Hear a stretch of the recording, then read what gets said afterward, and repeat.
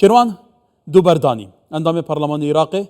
او لبغداد قال مكاي شيروان دما تباش به يجي مجاره باريس جابونا حلب جابو هندا تاخير بيتقالوا برتلع فره خاصه الدنيا شعايه يعني نظام تايبت من دي حلب يا جدايه هيك سدمن هرفينا في رجيمه هبونا فيدا سلطان هذا به او بو يبصره حلب جيناي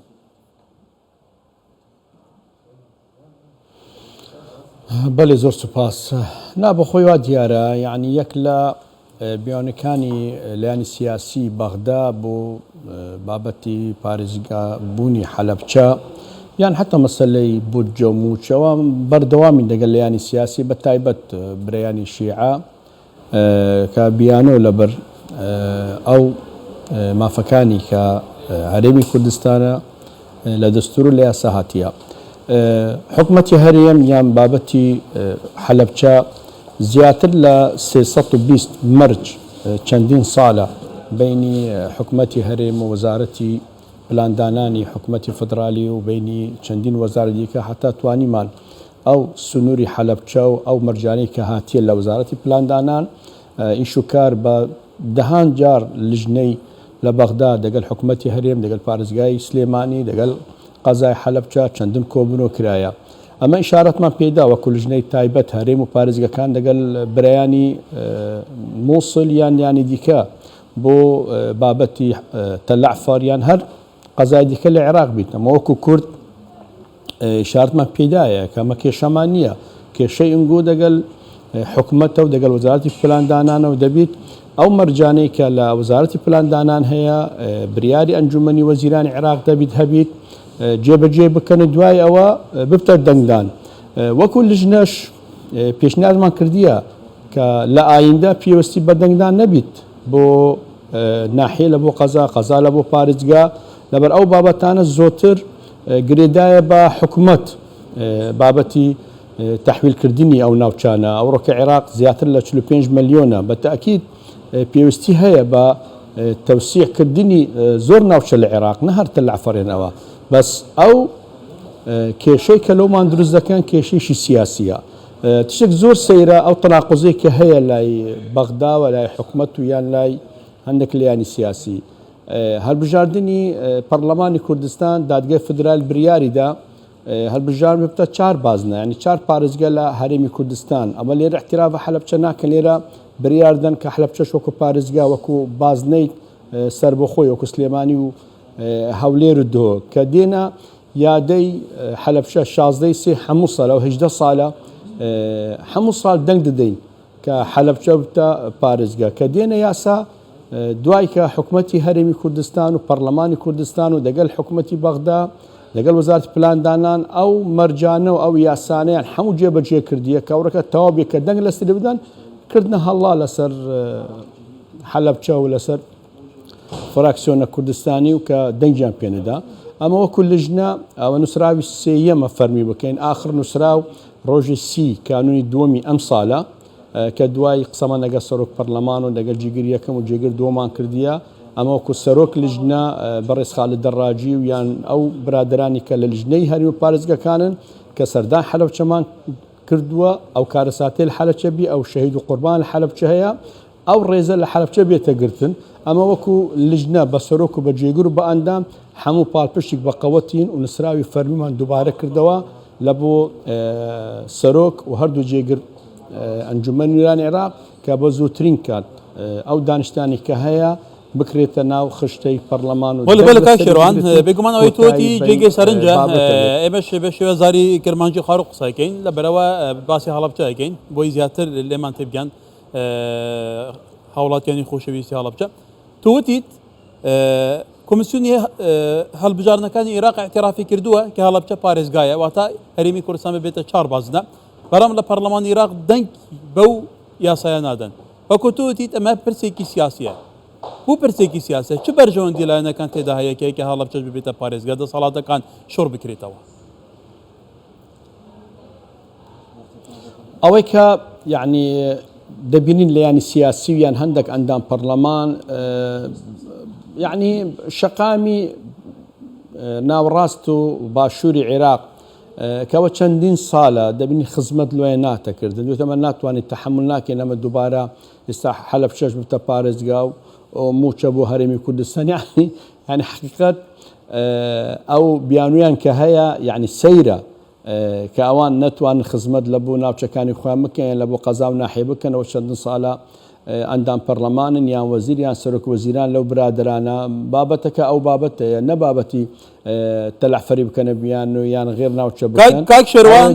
پرسێکی زۆر گرنگتر هەیە بن باسیەوەشەکەین باسی باشووری کەرکووکەکەین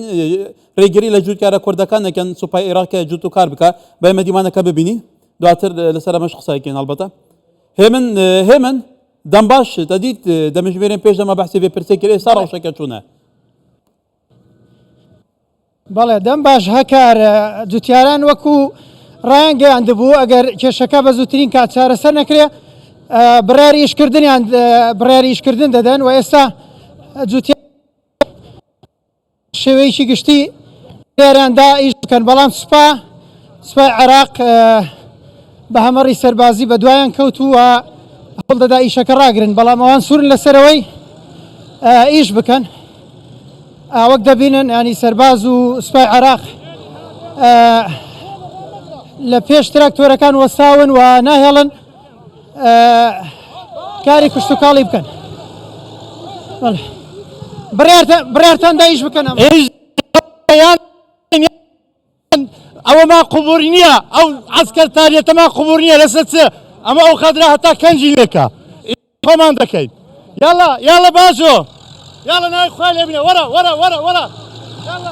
بەڵێ هەکار وەک دەبینن جوتیاران سوورن لەسەرەوەی ئەمڕۆ زەویەکانیان بچێڵن وە چیتر ئەو زوڵمەی کە چەند ساڵێکە لە بەرامبەریان دەکرێت قبوڵی نەکەن وە ئیشکاری کوشتتوکاڵی خۆیان بکەن. بەڵێ بەڵا پاژۆنەوە کە گوتی پاژۆ بەڵا جووت و کێلەخۆ بکەش بەرکو عەردێوانە یاسادەر چییە لە پەرلەمانی عێراق یەک دەخەران ناگرین یان دەبرین یادیش خۆمان تێبەجە دەکەین بمرینەوانی کە ڕزقیمان و منداڕت دەبڕن بەسە هەتای ڕەهاتیە دەستان خۆشبی ڕای نەگرن. بەڵێ دیارە پەرلەمانی عێراق یاساکانی سەردەمی بەعسی هەڵوەشاندوێتەوە بەڵام سوپای عێراق تۆزێ بگەڕێەوە. بەڵێ سوپای عێراق دیارە ڕێگری دەکات سەر ڕێەوەی کە هێز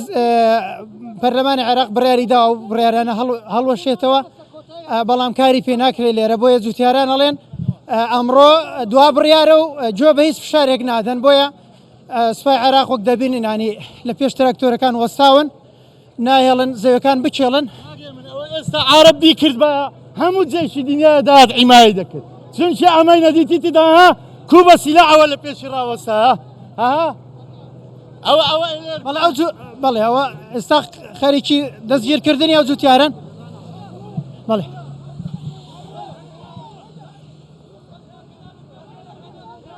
بەڵێ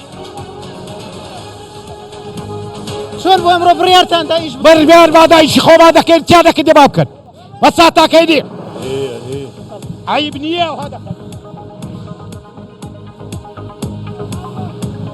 بەڵێ هەکار وەک دەبینن ینی دۆخەکە چۆنە بڕیاری ئیشکردن دراوە لایەن جوتیارانەوە بەڵام سوپای عێراق بەهێزەوە بە هەمەڕی سەربازیەوە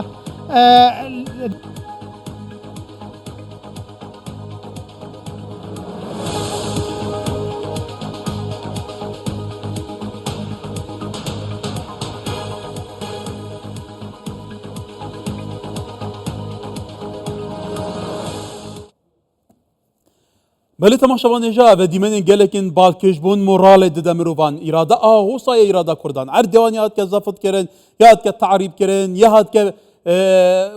bêguman pawankirin careke din bi awayekî yasayî bû vegeriyayê artişa Îraqê çî rêgiriyê lê biket cût û kêlê xwe bikin manê ma pirseke ma kêşeke mirov behs ket gelo li vî welatî. Kak Şêrwan dev dîmena dîtin li başûrê Kerkûkê li parlemanê Îraqê yasaya تعطيلكرنا قرار مجلس ثورة الحزب بحثها الوشيء هتدان اف ياسايا بو ياسايا كي اكتيف نها ارتشا عراق دچيت ناهي لجوتكارن كرد كو خدان رسان اردينا ارد خو بكن جوتو كلام بكن اف دي من تديتن شان باكيش سرنجاتا بو صاير